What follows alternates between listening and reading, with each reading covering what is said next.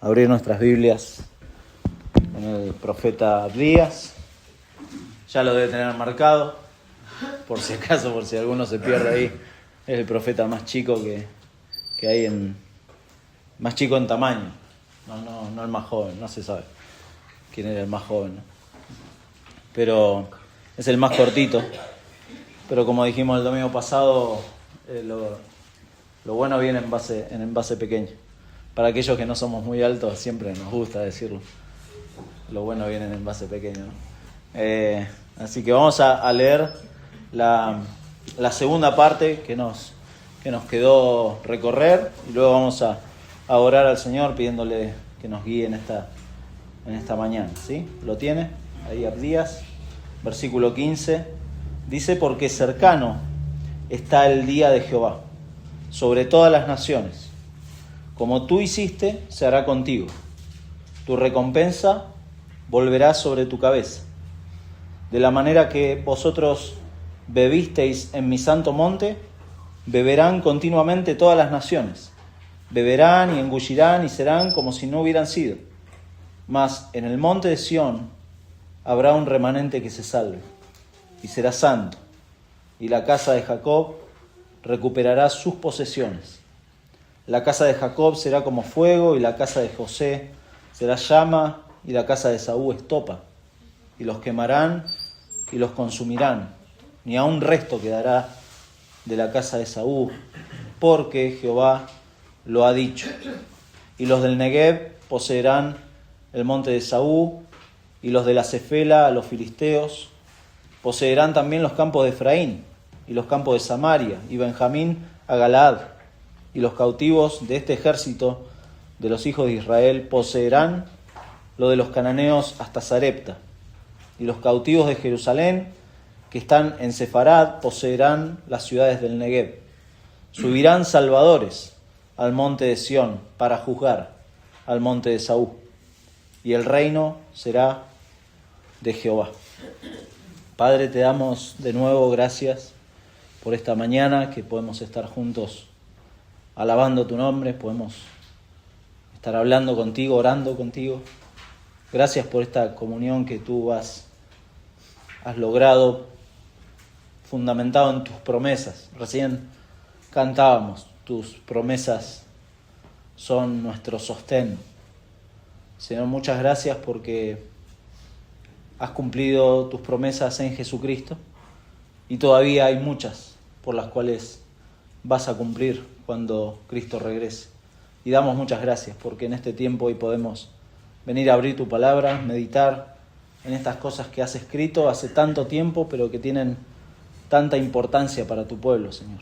Gracias por tu palabra, que es inerrante y suficiente para nosotros. Y pedimos por favor que nos ayudes en esta mañana, en este pasaje, y si es tu voluntad, como oraba el hermano hoy, Padre, transformes aquellos corazones que aún se mantienen alejados de ti, en rebelión contra ti, Señor. Por favor, ten misericordia de ellos. Te lo pedimos en el nombre de Jesús.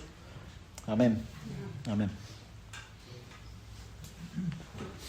Alerta de spoiler. ¿Sabe lo que es spoiler, no? Bueno, el que no sabe, es un término, me llamó la atención porque es un término que se usa desde la década de los 80 y nosotros lo usamos ahora. Como que ahora sí son o más popular o más, que ya sabemos más o menos lo que es adelantar la trama de algo, ¿no? Es como descubrir la trama de algo o el final de algo. Uno ve una película y no quieren que le digan cómo es el final, o lee un libro y no me cuente, quiero leerlo. Eso es alguien que spoilea, es alguien que adelanta la trama de algo. Arruina la sorpresa, ¿no? Arruina el interés de quien está leyendo algo, está viendo una película, una serie, y ya no. Es como lo ves o lo lees, pero ya no es lo mismo. Pero bueno, acá hay sí en Abdías, salvando las distancias, ¿no? Esto no es una película, no es un libro cualquiera, es la palabra de Dios.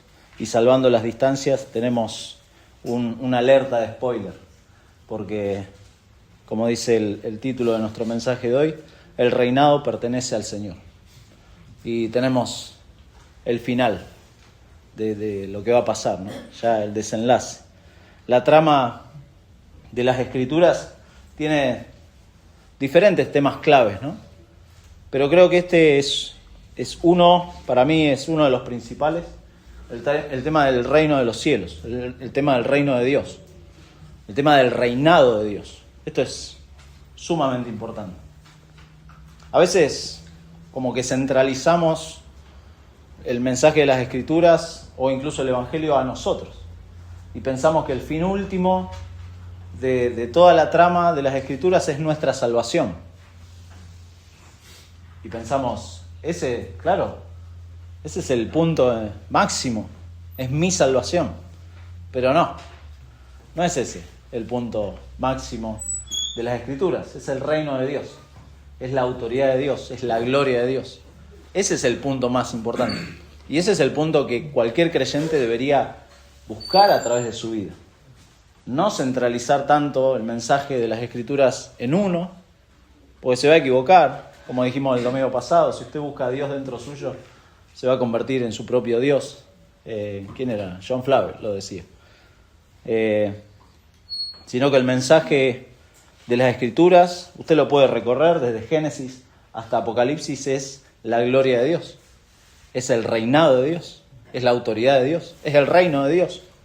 Por eso el reinado pertenece al Señor. Desde Génesis, si usted ve, se ordena a los representantes de la humanidad, Adán y Eva, se les dice que gobiernen, que sojuzguen la tierra, que fructifiquen, que ellos eran los representantes. Entonces, desde Génesis vemos que, y eso antes de la caída, ¿no? Antes de la caída, el Señor les delegó el gobierno que tenía un propósito muy claro de que dieran gloria a Dios. El hombre debía ejercer dominio. Pero claro, vemos en Génesis 3 la caída, ¿no? Finalmente, y ya le estoy spoileando toda la Biblia, en Apocalipsis 20 al 22 vemos que se restaura ese reino. Vemos finalmente que ese reino va a regresar y Dios va a establecer su justicia y va a cambiar todo, va a transformar todo. Desde Génesis vemos entonces que el hombre ejerce dominio, somete la tierra para la gloria de Dios, para los propósitos de Dios.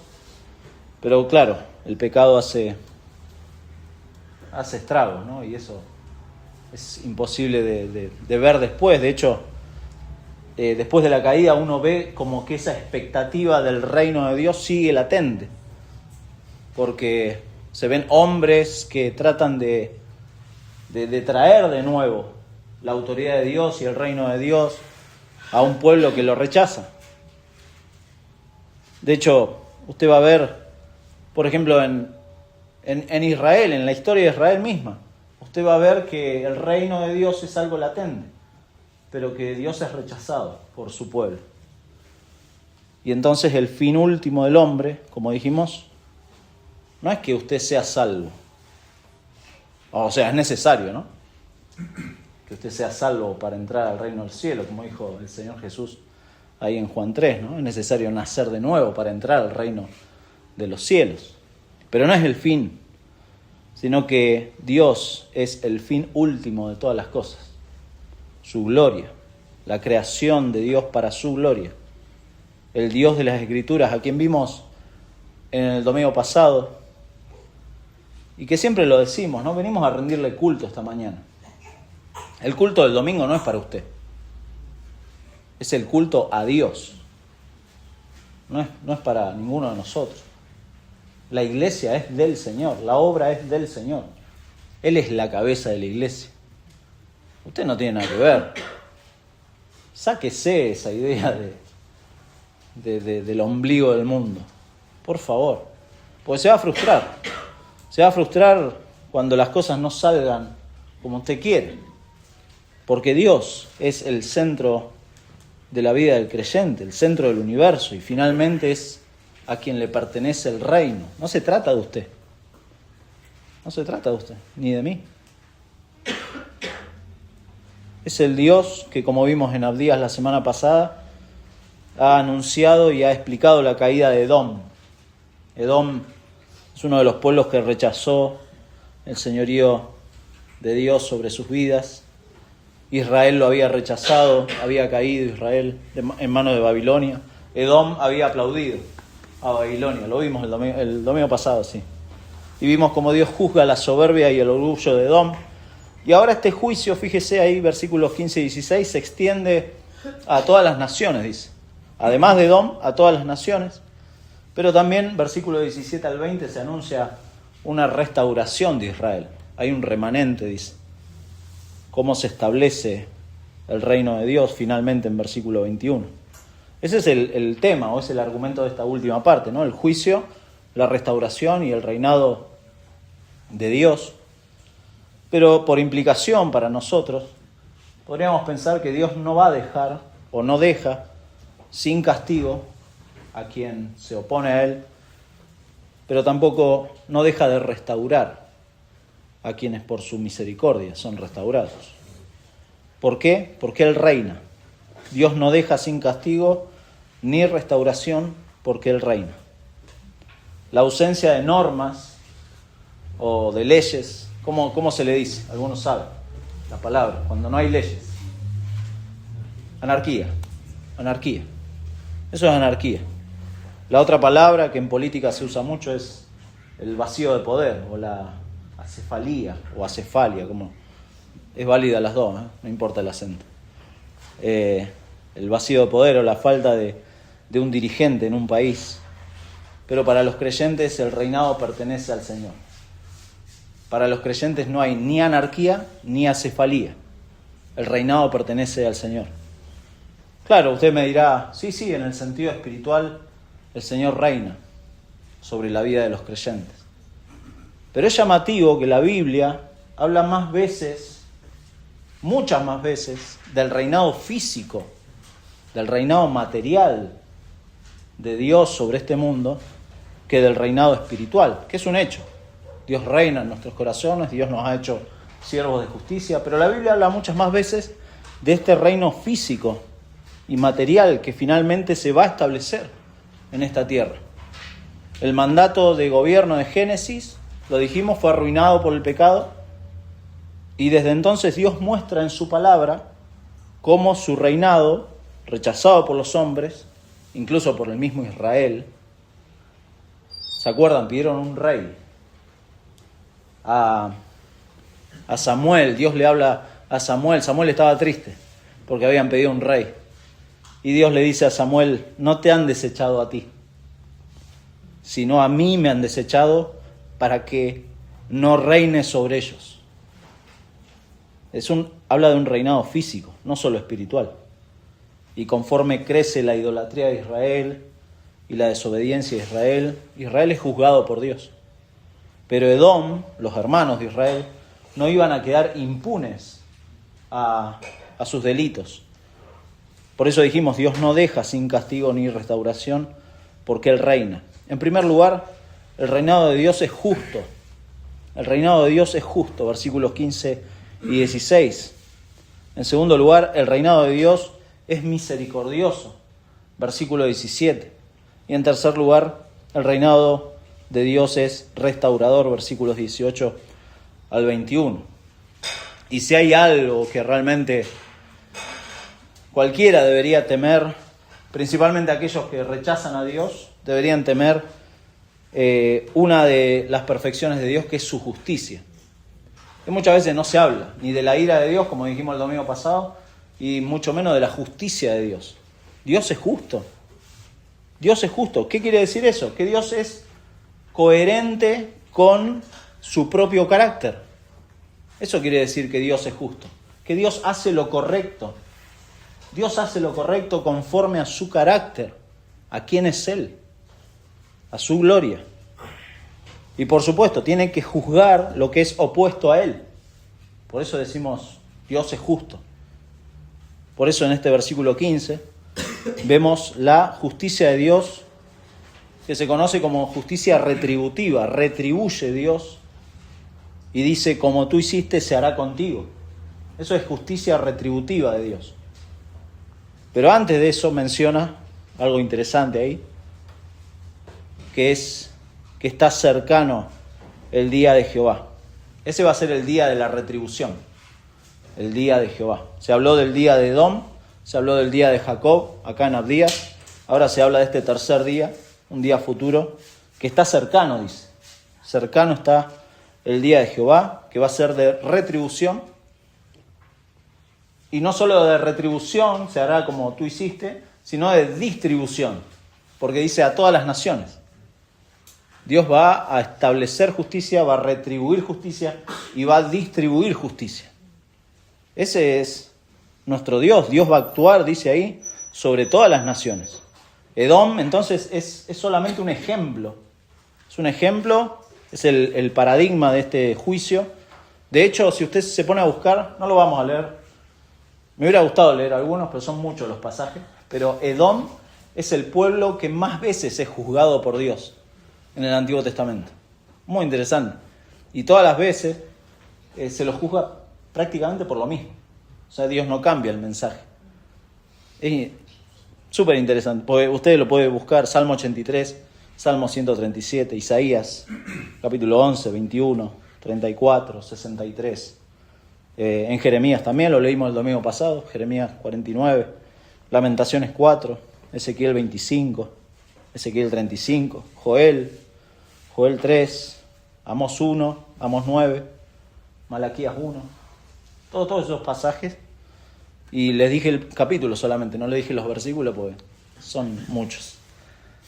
Y en ambos ejemplos, tanto en Edom como en Jacob o Israel, esto es solamente un preámbulo de lo que será el día de Jehová, que está cercano, dice. Y en aquel día todos van a ser juzgados, todos.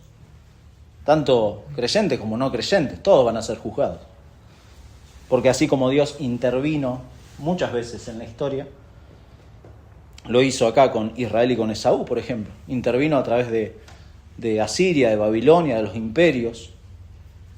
Así como siglos después, el Señor Jesús iba a venir, Dios haciéndose hombre para intervenir en la historia humana. Va a venir un día en que Dios va a intervenir nuevamente para encarnarse, no por causa del pecado, sino que va a venir el Señor Jesucristo para juzgar a las naciones, para establecer su reino prometido. Esto está prometido. Cuando usted lee en su palabra, versículo 21, y el reino será de Jehová, usted no tiene que espiritualizar eso. Esto es una realidad. Es un reino que se va a establecer en esta tierra. De ninguna manera podemos espiritualizar las veces que el Antiguo Testamento nos habla del reino de Dios. Jesús mismo le dijo a sus discípulos: ustedes se van a sentar sobre 12 tronos y van a juzgar a las tribus de Israel. ¿Qué estaba espiritualizando Jesús en ese momento? No, de ninguna manera. Estaba diciendo que efectivamente Israel iba a ser juzgado también entre las naciones. Dios va a establecer su reino y a lo largo de la Biblia va a notar que es un reino que sí tiene una dimensión espiritual, porque evidentemente necesitábamos ser transformados espiritualmente, nacer de nuevo a través del Espíritu Santo, pero también tiene una dimensión física. Va a haber un rey, mi hermano. El rey que está sentado en el trono en la eternidad va a venir un día. No es algo popular esto. Va a haber un trono. La Biblia habla de un trono blanco. No estaba espiritualizando Juan eso. Estaba hablando de cosas reales. Va a haber un juicio real. Espiritualizar todo esto anula lo que Dios dice acerca de su carácter, porque Dios cumple sus promesas. No podemos espiritualizar, no podemos anular su obrar en función de lo que Él ya ha dicho en su palabra, en su justicia, en su verdad. Dios, lo cantamos recién, Dios es fiel en cumplir sus promesas. Y si hay promesas notables acá, de que, dice versículo 18, versículo 17, mas en el monte de Sión habrá un remanente que se salve y será santo, y la casa de Jacob recuperará sus posesiones. Explíqueme cómo usted puede espiritualizar eso. No se puede, porque es muy claro. En el monte de Sión, un lugar físico, Habrá un remanente que se salve, personas físicas, que van a ser santas por causa de aquel que es santo. Y la casa de Jacob, que es Israel, no es usted ni yo, es la casa de Israel, van a recuperar sus posesiones. ¿Qué son las posesiones? La tierra que se le ha prometido a Israel. Discúlpeme que quizá usted dice, ¿y esto qué tiene que ver conmigo? Bueno, justamente, si usted desdeña o deja de lado estas cosas de la palabra de Dios, a la corta o a la larga usted va a anular la palabra de Dios. Va a despreciar el carácter de Dios. Y va a rechazar quién es Dios. Por eso tiene que tener cuidado al leer las Escrituras, de que no superponga lo que Dios dice con sus criterios, o con lo que usted piensa, o su enfoque de la vida. No importa. Realmente, su enfoque de la vida frente a la palabra de Dios no importa. En absoluto. Dios importa acá. La gloria de Dios importa acá. El enfoque acá en Abdías es la cercanía. Cercano está el día de Jehová. Cercano está el día de Jehová. Aquellos que no creen en la cercanía del día de Jehová, bueno, echan raíces en este mundo y todo pasa por acá. Y se olvidan de Dios. Pero el enfoque acá y la advertencia es: cercano está el día. Lo que le ha sucedido a Israel, pronto le va a suceder a Edom. Y pronto a las naciones. Sofonías, para leerles solamente y no hacerlos en sofonías.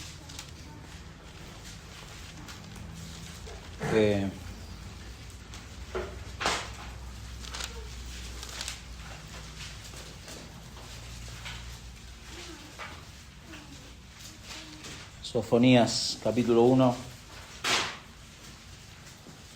versículo 7 dice: calla en la presencia de Jehová el Señor, porque el día de Jehová está cercano.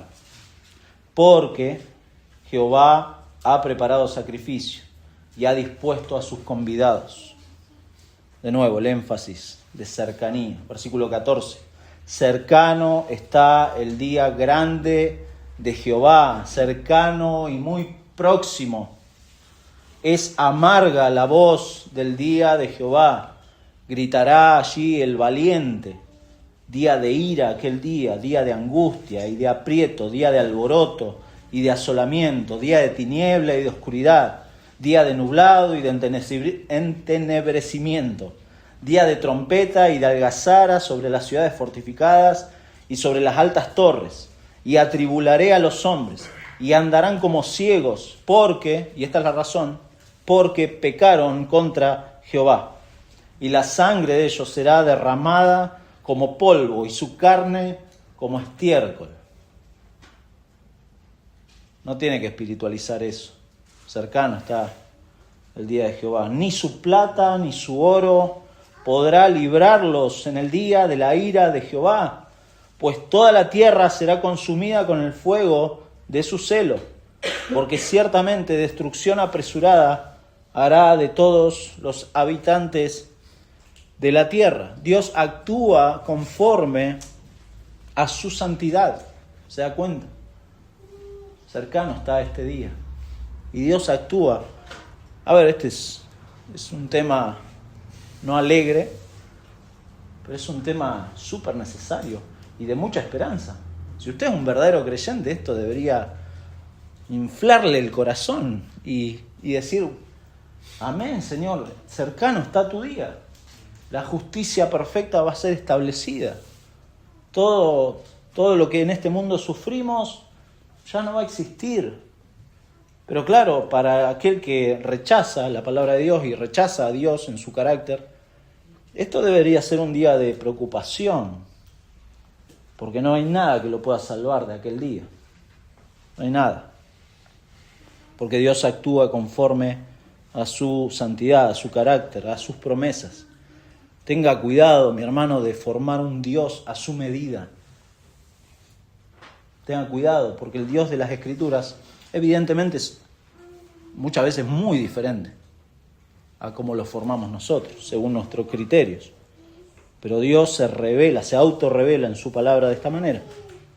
Así describe Dios quién es Él mismo, y como dijimos el domingo pasado, es el mismo ayer, hoy y por los siglos. Dios no cambia, Dios no cambia. Y por eso esta frase, de la manera que vosotros, no se preocupe, vamos a avanzar más rápido acá, de la manera que vosotros bebisteis mi santo monte, en mi santo monte, es una figura retórica, no es que se van a poner a beber, sino que a lo largo del Antiguo Testamento se usa mucho esta frase de beber o de derramar una copa para mostrar la ira de Dios. Muchas veces se usa, y acá pasa lo mismo. Las malas noticias para Esaú y para las naciones finalmente van a ser buenas noticias para Israel. Versículo 17. Esa imagen de beber una bebida como la ira de Dios es el juicio de Dios. Pero también vemos la esperanza y la restauración del pueblo de Dios. Fíjese que habla de nuevo de cosas físicas, no está espiritualizando. Lo dijimos, el monte de Sión, un remanente, Israel recuperando sus posesiones, y en todo esto vemos un reinado misericordioso de Dios. No es que Israel recupera todo esto y Dios le va a dar todo esto porque se lo merece. No, es por misericordia. El remanente que Dios se guarda es por misericordia, siempre. Siempre es así.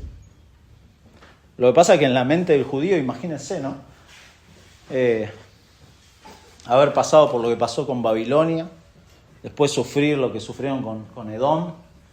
En la mente del judío, posiblemente al ver al pueblo exiliado, al ver el templo destruido, parecería que las promesas que Dios le dio a Abraham y esto de la tierra prometida era toda una mentira. Parecería como que Dios había desaparecido y les había mentido. Pero por supuesto sabemos que Dios no miente y que Dios cumple sus promesas. Fíjese que la relación de pacto con Dios es restaurada acá, porque dice, van a ser santos, será santo este remanente. ¿Por qué va a ser santo? Porque Dios es santo. Va a ser santo. Dios cumple sus promesas. Dios va a fijar su morada en su monte, es posesión de Dios, dice versículo 16, de la manera que vosotros bebisteis en mi santo monte. Es de Dios, el santo monte de Dios, que ahora es el monte de Sión, acá versículo 17. El Dios que no miente. Esta transformación, claro, la transformación que va a pasar acá, y discúlpeme que parezco dando vuelta como el perro atrás de la cola, ¿no? Siempre en el mismo lugar. Dios va a actuar por causa de su santidad, por causa de quién es Él. Él va a impregnar la ciudad con su santidad. Aquella ciudad que había sido profanada por Israel, por los desastres que habían hecho, las abominaciones que habían hecho los diferentes reyes, que había sido desfigurada por la presencia de extranjeros en ese lugar, había sido contaminada por la sangre de los muertos. Ahora, cuando las naciones sean humilladas, como dice acá, Dios va a responder el lamento de su pueblo y va a establecer su reinado. La presencia de Dios va a transformar todo. Esto es precioso en Ezequiel, no lo busque, se los leo rápido. En Ezequiel 43, si quiere anotarlo, 43, versículo 6, dice: y oí uno que me hablaba desde la casa. Dios le había mostrado el templo, el futuro templo. Y oí uno que me hablaba desde la casa, y un varón que estaba junto a mí. Y me dijo: hijo de hombre, este es el lugar de mi trono, el lugar donde posaré la planta de mis pies. De nuevo, no espiritualices. Dios va a posar la planta de sus pies en la persona del Señor Jesucristo, en el cual habitaré entre los hijos de Israel para siempre, y nunca más profanará la casa de Israel mi santo nombre, ni ellos, ni sus reyes, con sus fornicaciones, ni con los cuerpos muertos de sus reyes en sus lugares altos. Dios, estableciendo, más adelante le dice: tú, hijo de hombre, muestra a la casa de Israel esta casa, y avergüéncense de sus pecados y midan el diseño de ella. Y si se avergonzaren de todo lo que han hecho, hazles entender el diseño de la casa, su disposición, sus salidas y sus entradas y todas sus formas y todas sus descripciones y todas sus configuraciones y todas sus leyes, y descríbelo delante de sus ojos para que guarden toda su forma y todas sus reglas y las pongan por obra. Esta es la ley de la casa. Escuche, esta es la ley de la casa. Sobre la cumbre del monte, el recinto entero, todo en derredor será santísimo. He aquí que esta es la ley de la casa. Dios va a impregnar con su presencia, con su santidad, va a transformar todo de esta manera, y en ese pacto Dios en su misericordia va a mantener salvo a una parte de su pueblo. ¿Para qué? Y lo dice ahí, para devolverle sus posesiones. Eso es lo que ha prometido, eso es lo que va a cumplir. Y hablamos de misericordia porque sin duda es el amor de Dios y el corazón de Dios que se ven reflejados hasta hacia estos judíos de un remanente que son miserables, porque son de la misma masa de los judíos que siempre han rechazado y siempre se han endurecido contra Dios, pero Dios va a guardar su remanente por su misericordia, por amor a su nombre, porque si hubiera actuado con justicia plena, Dios tendría que haber eliminado a todo ser humano que pisa esta tierra. Ninguno se mantendría en pie delante de Dios. Entonces vimos cómo Dios muestra que en este día cercano Dios va a establecer una justicia final. Es un reinado justo, dijimos, en donde el problema del mal en todas sus dimensiones va a ser resuelto. Si usted tiene preguntas acerca de por qué el mal en este mundo, por qué le pasan cosas malas a la gente buena, etc., no va a encontrar la respuesta en la Biblia. Simplemente va a encontrar que Dios va a establecer su reino de justicia. Eso sí. Y Dios va a restaurar todo. Por eso, en último lugar, vemos un reinado restaurador. Versículos 18 al 21. La casa de Jacob será fuego, y la casa de José será llama, y la casa de Saúl estopa. Bueno, vimos primero cómo se va a dar, lo que está describiendo acá Abdías es cómo se va a dar esta restauración bajo la firma de Dios, ¿no? Porque al último del versículo 18 dice: Jehová lo ha dicho. Esa es la firma de Dios. Entonces Jehová va a restaurar al pueblo de Israel. Va a usar a Israel como una antorcha, dice, como un fuego que va a consumir. O sea, Israel va a ser como un instrumento ahora de juicio. Antes había sido condenado, ahora lo va a usar Dios para juicio a las naciones. ¿Todo Israel? No, su remanente, los que Él ha guardado. Pero va a ser el pueblo de Israel. Muy interesante, porque acá Esaú puede parecer fuerte, ¿no? Invencible. En la soberbia de su corazón, Esaú o Edom decía ahí en versículo 3, ¿quién me derribará a tierra? Israel, aquel que se había Edom burlado, ahora iba a ser usado para que fuera como estopa, como que iba a pasar fuego y iba a desaparecer Edom. Eso es una promesa de Dios. No está espiritualizando Abdías acá. Eso es algo que va a pasar. Y de hecho pasó. Pasaron poco tiempo, 30 o 40 años se calcula, que Edom fue destruida. Y hoy, al día de hoy, hay puras ruinas, no hay nada en esa zona. Es un desierto. Dios cumple sus promesas. Dios no se olvida de lo que ha dicho, y Dios va a usar, en este caso, a Israel para juicio. Fíjense el énfasis, ¿no? Que dice: quemarán, consumirán, ni a un resto quedará. El fin no es tanto lo que viene después, la ocupación de las posesiones, sino el hecho de que va a eliminar a sus enemigos. Y esto es interesante, porque no es una mirada de una esperanza vacía, no es que, bueno, esto va a pasar, Dios va a derrotar a nuestros enemigos. no es algo real. Israel, el judío lo tenía en su corazón y decía, claro, finalmente, ¿recuerdan cuando vino el Señor Jesucristo a esta tierra? Ellos esperaban un libertador, realmente tenían la expectativa de que finalmente, cuando el Señor Jesús fue a ascender a los cielos, ¿recuerdan las últimas palabras de los discípulos antes del ascenso? Señor,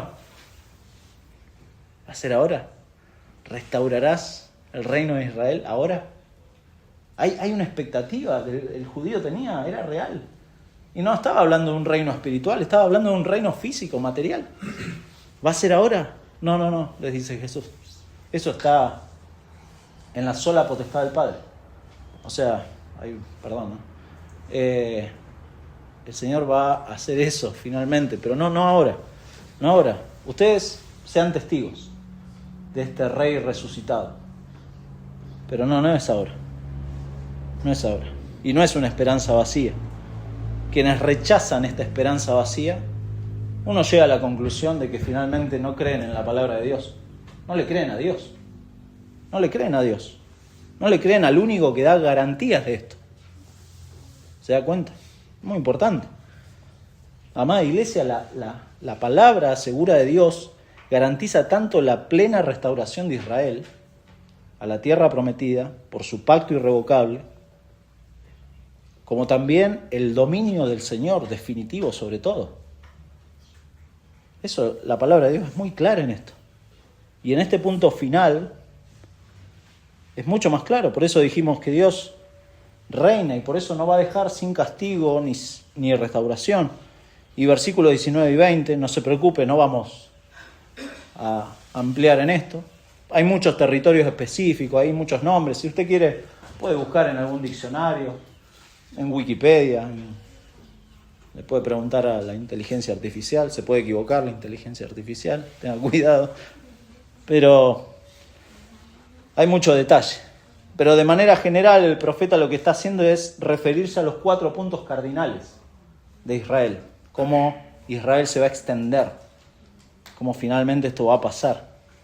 Y muy interesante esto porque Abdías, recuerde el contexto, Abdías le escribe a un pueblo que está dividido en 2 reinos. El reino del norte, que había sido llevado por Asiria, y el reino del sur, que hacía poquito había llevado cautivos a los judíos a Babilonia.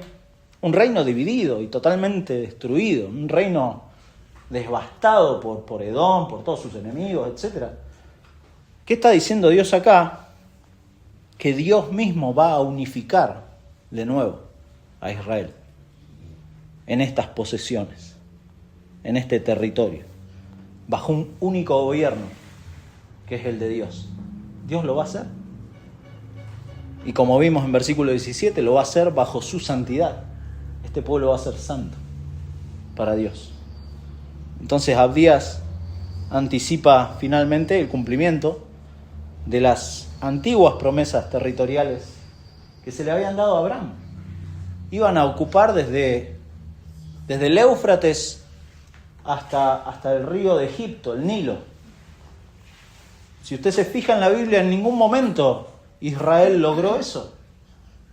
Bueno, en algún momento, porque Dios lo dijo. Porque Dios lo prometió. Dios le prometió esa tierra, entonces Dios va a cumplir. Dios va a cumplir. Y esa es la expectativa que tiene el judío. Y este versículo 17, así como es un punto alto en el libro, versículo 28 culmina de manera triunfal, ¿no? Porque dice, el reino será de Jehová. El reino será de Jehová. Antes de eso dice, y subirán salvadores al monte de Sión para juzgar al monte de Saúl. ¿Quiénes son esos salvadores? Bueno, el término puede traducirse como gobernantes, como líderes, como eran los jueces, ¿recuerda? El libro de Jueces. Esos hombres, esos salvadores, iban a juzgar. Es decir, Dios va a designar de este remanente a algunos que van a gobernar en esa parte de la historia. Es decir, este no es un gobierno entre muchos gobiernos, es un único gobierno, porque es el gobierno de Dios sobre esta tierra, el dominio de Jehová sobre todo. Terminamos. Abdías. Y usted dice, bueno, ¿y entonces? Bueno, Abdías tiene una importancia teológica muy grande para nosotros. Muy grande. Va mucho más allá del testimonio de Edom en la historia, de Edom como representante de la depravación del hombre en general, del orgullo, de la soberbia, sino que este libro nos está ofreciendo, mi hermano, una visión completa de quién es Dios. Con esta declaración final que es una culminación preciosa. El dominio pertenece a Jehová. Pero ¿qué nos dice Dios en este libro acerca de su reinado y acerca de su carácter? Y solamente 3 puntos. En primer lugar, que Dios está anunciando su reinado real y lo está haciendo a través de un mensajero autorizado como es Abdías. Esta es la palabra de Dios autorizada para hablar de esto. Es la palabra de Dios la que define todo y la que nos instruye para entender qué es lo que va a hacer Dios. Yo no sé si usted es dado a ver el noticiero. Yo he ido a algunas casas y tienen quizás familiares que se la pasan viendo el noticiero y se machacan con el noticiero. Quizás hoy no tanto, o quizás sí, lo ve por las redes sociales, se mete al periódico a cada rato para ver cómo son las noticias del mundo. Y no hay que ser ingenuo acerca de lo que pasa en el mundo.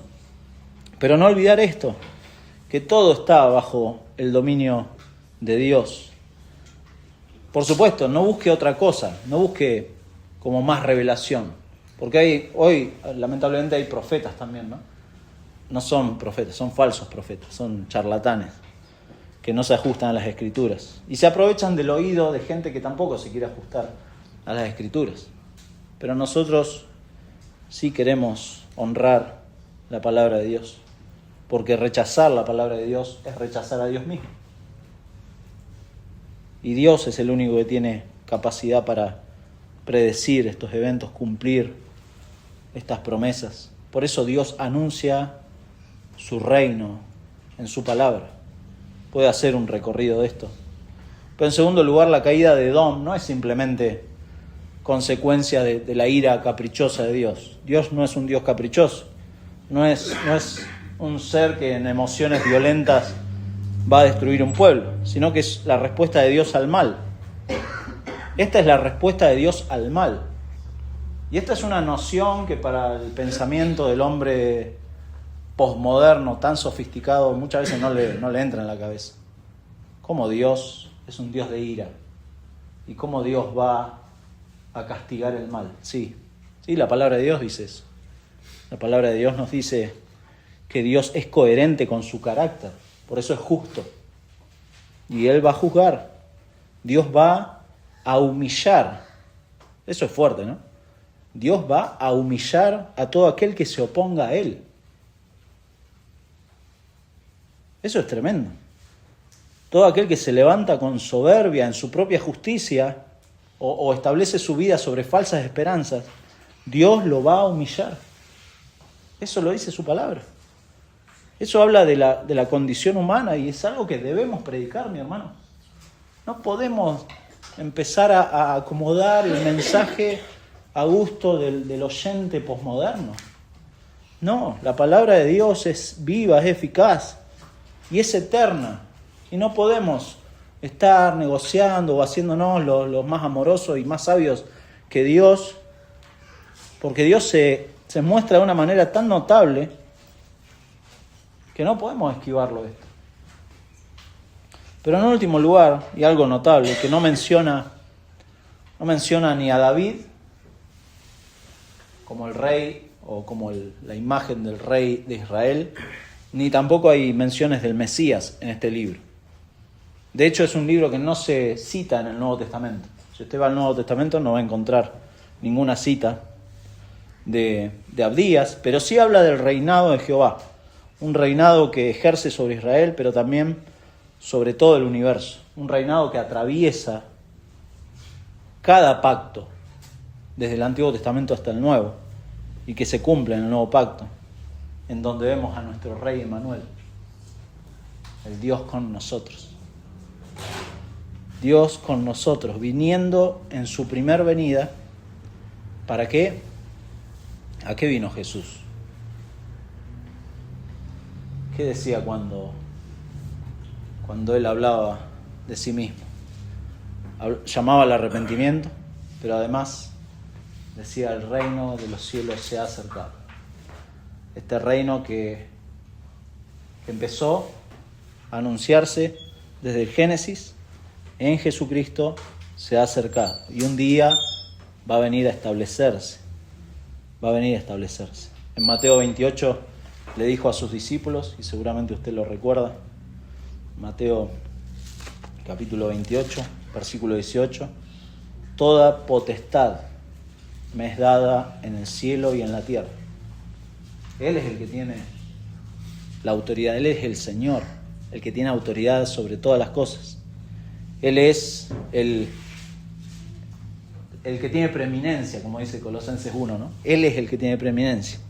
Él es el que describe Juan en Apocalipsis capítulo 5. El domingo pasado un hermano lo leyó. Versículo 12 dice que decían a gran voz: el Cordero que fue inmolado es digno de tomar el poder.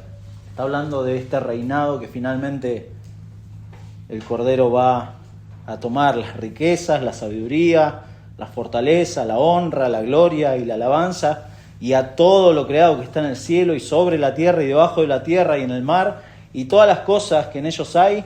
Oí decir al que está sentado en el trono, a alguien que está sentado en un trono físico, y al Cordero: a Él sea la alabanza, a Él sea la alabanza, a Él sea la honra, la gloria, el poder por los siglos de los siglos. ¿Se da cuenta que el reino de los cielos y la gloria de Dios es el tema principal? Y este es el tema que Abdías quiere decirnos. Quiere decirnos: Jehová va a reinar finalmente. Él va a establecer su reino. Dios no va a dejar de cumplir sus promesas. Y aún hay muchas por cumplirse. Pero Dios lo va a cumplir. ¿Por qué? Porque Dios no ha cambiado. Porque Dios no cambia. Dios es soberano. ¿Qué le preocupa a usted en su vida? Usted va a salir por la puerta, va a arrancar mañana lunes. ¿Qué le preocupa? Jehová reina. Hoy lo leímos en el Salmo 96. Jehová reina. Jehová reina. Peter Lewis, un autor, dice: el testimonio de las Escrituras es que no existe lugar en el mundo en el que el mandato de Dios no tenga vigencia, ni acontecimiento que Él no controle, ni proceso de pensamiento y hecho en el que no sirva de ayuda. El Señor no obra en algunos elementos de la historia, sino en toda ella, en todos sus acontecimientos, en todos sus procesos, agentes y actores. Lo hace sin la presencia del pecado y de forma soberana, a priori y a posteriori, en la guerra y en la paz, en el auge y en la caída de los imperios, en los poderosos y en los que no lo son, en todas las cosas, tanto buenas como malas. No obstante, el factor fundamental es que Dios actúa siempre con su propio carácter, el santo y justo, sabio y bueno, pero cuya justicia puede ser terrible, de cuya bondad ha abusado el mundo con creces, y cuya sabiduría va más allá de nuestras valoraciones parciales. Tremendo. Otro autor, Gordon Breacher, dice: en un mundo en el que abundan los conflictos y el sufrimiento, debemos depositar nuestra confianza en la soberanía de Dios y cobrar ánimo con esa verdad. Abdías, dice este autor, Abdías nos enseña que el Señor es soberano sobre las naciones, pero también lo es sobre nuestra vida personal. También lo es sobre nuestra vida personal. Y a la luz de esto, terminamos leyendo Segunda de Pedro,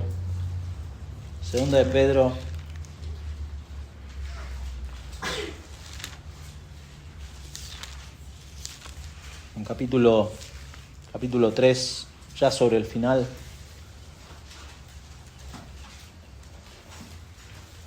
Pedro le dice a la iglesia,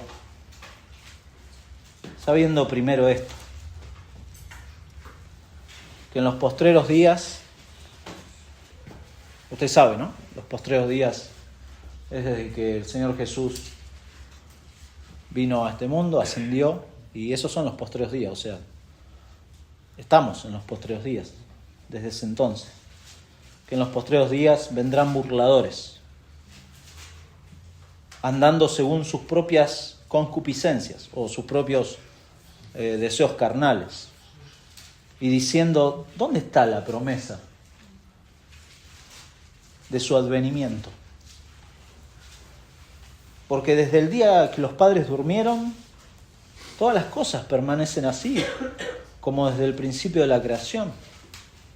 Estos ignoran voluntariamente que en el tiempo antiguo fueron hechos por la palabra de Dios los cielos y también la tierra, que proviene del agua y por el agua subsiste, por lo cual el mundo de entonces pereció anegado en agua.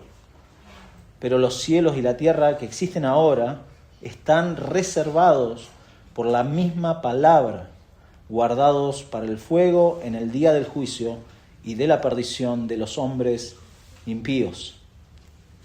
Mas, oh amados, esto le escribe a la iglesia, oh amados son los hermanos en la fe, no ignoréis esto, que para el Señor un día es como 1000 años, y 1000 años como un día. El Señor no retarda su promesa, según algunos la tienen por tardanza, sino que es paciente para con nosotros, no queriendo que ninguno perezca, sino que todos procedan al arrepentimiento. Pero el día del Señor vendrá como ladrón en la noche, en el cual los cielos pasarán con gran estruendo, y los elementos ardiendo serán deshechos, y la tierra y las obras que en ella hay serán quemadas. Esto no lo vamos a espiritualizar, mi hermano, esto va a ser así, porque Dios lo está diciendo en su palabra. Y aclara, o sea, ¿cuál debería ser nuestra motivación? Versículo 11, puesto que todas estas cosas han de ser deshechas, ¿cómo no debéis vosotros andar en santa y piadosa manera de vivir, esperando y apresurándoos para la venida del día de Dios, en el cual los cielos, encendiéndose, serán deshechos, y los elementos, siendo quemados, se fundirán? Pero nosotros, los creyentes, esperamos, según sus promesas, cielos nuevos y tierra nueva.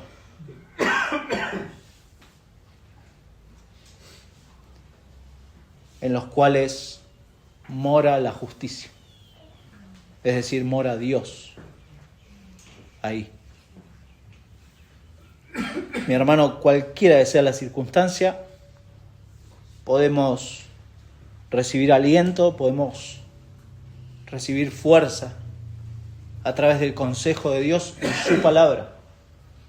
No va a ser, mi hermano, no va a ser mi consejo, mi enfoque de la vida, mis palabras sofisticadas. No. Va a ser la palabra de Dios, en donde me hablan de este Cordero, de nuestro Salvador, de nuestro Libertador, que hoy se encuentra realmente en el trono. Está sentado, como cantamos, ¿no? Sentado en su trono, siempre reinando, soberano. En otra canción cantamos, y mientras Él, en su trono Él esté, nadie de Él me apartará. ¿Por qué? Porque Él lo ha dicho. ¿En dónde? En su palabra. En su palabra. Ahí encontramos realmente el consuelo para este tiempo, sabiendo y esperando y con expectativa de que ese día está cercano. Ese día está cercano, en donde el reino finalmente será del Señor. Amén. Vamos a orar. Señor, damos muchas gracias por tu palabra y gracias por usar a este profeta Abdías para dejarnos esta escritura preciosa. Señor, gracias porque en estos ejemplos de juicio, y de restauración. Vemos sobre todas las cosas tu amor y tu gracia, Señor, sobre personas que no merecemos. Israel no merece por sí mismos que vuelvan a sus posesiones, pero tú lo has prometido. Y tu palabra es verdad. Y tú eres justo. Señor, nos has prometido a nosotros un reino inconmovible. Una herencia incorruptible, incontaminada, inmarcesible, que no se va a marchitar, que está reservada para nosotros. Son todas promesas preciosas que deberían alentarnos, Señor, pero conoces sin duda nuestras limitaciones, cuánto necesitamos recordar, que nos recuerden, Señor, todas estas verdades para no olvidar el punto central de nuestro gozo, que es el hecho de, como dijo el Señor Jesucristo, que nuestros nombres estén escritos en los cielos. Señor, gracias por este gozo mayor que realmente opaca todas las aparentes alegrías de este mundo. Señor, en este mundo vamos, y tú lo has dicho y lo has afirmado así, tendremos aflicción, pero qué glorioso lo que además agregaste a eso, que podemos confiar porque tú has vencido a este mundo. El reino te pertenece. Los reinos de este mundo no son nada. Los falsos dioses de este mundo no son nada. Tú eres nuestro Dios. Y hoy venimos a darte muchas gracias por ser parte de tu pueblo, por la misericordia que nos has tenido. Y pedimos por favor, Señor, que nos ayudes, nos des tu gracia en todas las cosas para enfocarnos en honrar tu nombre, en darte gloria con nuestras vidas, Señor. Ese es el fin último de nuestra existencia. Señor, nos has salvado de pura gracia por medio de Cristo. Y ahora, Señor, conforme a esa gracia que hemos recibido, ayúdanos todos los días a darte gloria a ti. Padre, que esa misericordia que has tenido con nosotros, por favor, rogamos, la apliques sobre aquellos seres queridos, amigos, vecinos, conocidos, Señor, que quizá hemos tenido el privilegio de poder hablarles de Cristo, pero no vemos frutos, Señor. Rogamos que tú transformes esos corazones. Solo tú puedes hacer esa obra. Y deseamos eso, Señor. Ayúdanos el resto de esta semana, Padre, te lo pedimos en el nombre de Jesús. Amén. Amén.